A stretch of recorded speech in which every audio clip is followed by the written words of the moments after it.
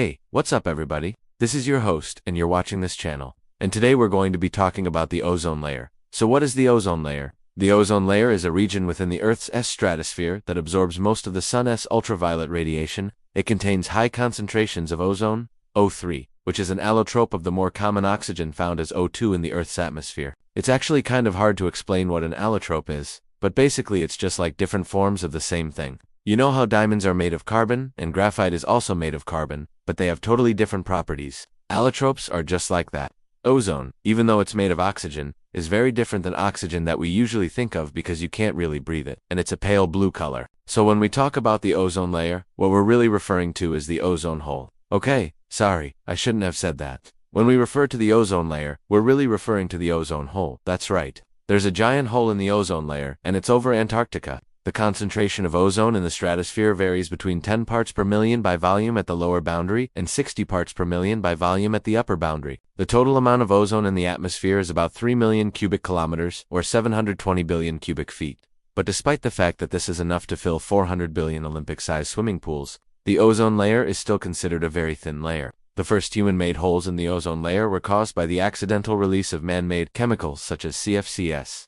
These synthetic chemicals were first developed in the 1950s for use in refrigerators, air conditioners, and aerosols. Unfortunately, these chemicals escaped into the environment where they reacted with UV radiation in the stratosphere to produce free chlorine atoms. These chlorine atoms then went on a rampage, breaking apart ozone molecules and leaving the sky full of molecular oxygen. Each chlorine atom could break apart as many as 100,000 ozone molecules before being deactivated by something like water vapor. Fortunately, scientists realized what was happening and steps were taken to prevent this destruction of the ozone layer. In 1987, an international treaty known as the Montreal Protocol was signed to limit the production of ozone-depleting substances. By 2075, the ozone layer is expected to return to its thickness prior to 1980. But all is not lost because the ozone layer has another advantage besides blocking harmful UV rays. It also prevents the escape of heat from the Earth's surface. According to NASA, without our ozone layer, the average global temperature would be about 30 degrees Celsius or 50 degrees Fahrenheit lower. The Earth's surface temperature would range from 80 to 90 degrees Celsius. That would be really bad news for us humans, since all life on Earth would likely be wiped out by such high temperatures. Also, many components of plastics, including CFCs, would decompose at these higher temperatures, adding to the amount of plastic waste already polluting the planet. Speaking of plastics, the ozone layer also helps prevent damage to plastics. While testing rockets in the late 1950s, engineers noticed that prolonged exposure to sunlight caused the plastic covering the rocket's guidance system to become brittle and crack. Further investigation revealed that this was due to the sun's ultraviolet radiation breaking down certain types of plastic. To solve this problem, scientists began adding small amounts of certain chemicals to plastics during manufacture. These chemicals absorb ultraviolet light and prevent it from causing the plastic to degrade. Without the ozone layer, these chemicals would not work and we would not be able to build spaceships or launch satellites without damaging them. Ozone can also react with other chemicals in the atmosphere, forming compounds called secondary pollutants. For example, nitrogen oxides and volatile organic compounds emitted by vehicles and factories react with ozone to form ground-level ozone.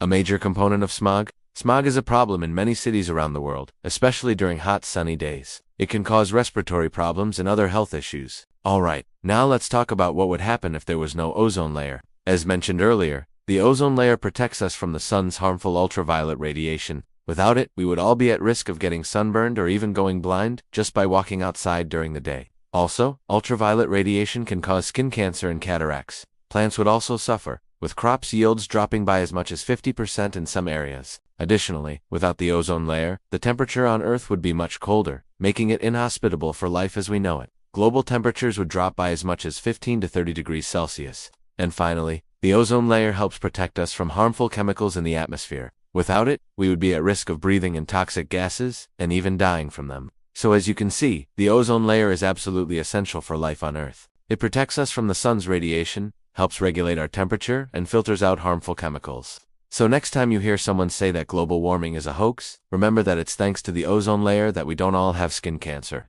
If you didn't know already, carbon emissions also have a lot in common with the ozone layer. The chemicals that deplete the ozone layer are usually carbon-based compounds, such as CFC. CFCs were widely used in refrigerators and air conditioners, until it was discovered that they were damaging the ozone layer. As a result, many countries have banned the production of CFCs and replaced them with more ozone-friendly chemicals. One of the biggest sources of carbon emissions is burning fossil fuels such as coal, oil, and natural gas. This releases carbon dioxide and other greenhouse gases into the atmosphere, which trap heat and cause global temperatures to rise. Global warming can have a number of negative effects, including rising sea levels, more extreme weather events, and the spread of infectious diseases. That's why it's so important to reduce our carbon footprint and find alternative sources of energy.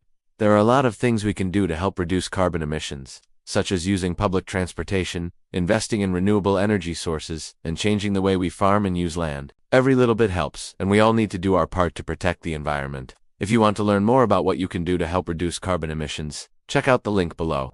Alright, so that's all I got for you today. I hope you learned something new, and I hope you enjoyed the video. If you did, please leave a like and consider subscribing for more great science videos. Thank you for watching, and I'll see you next time. Hey, thanks for sticking around to the end of the video. If you'd like to learn more about how we're impacting the ozone layer and what we can do to reverse the damage, check out the links below. Also, if you enjoyed this video, please hit the like button and subscribe for more fun science videos. Thanks for watching. I'll see you next time.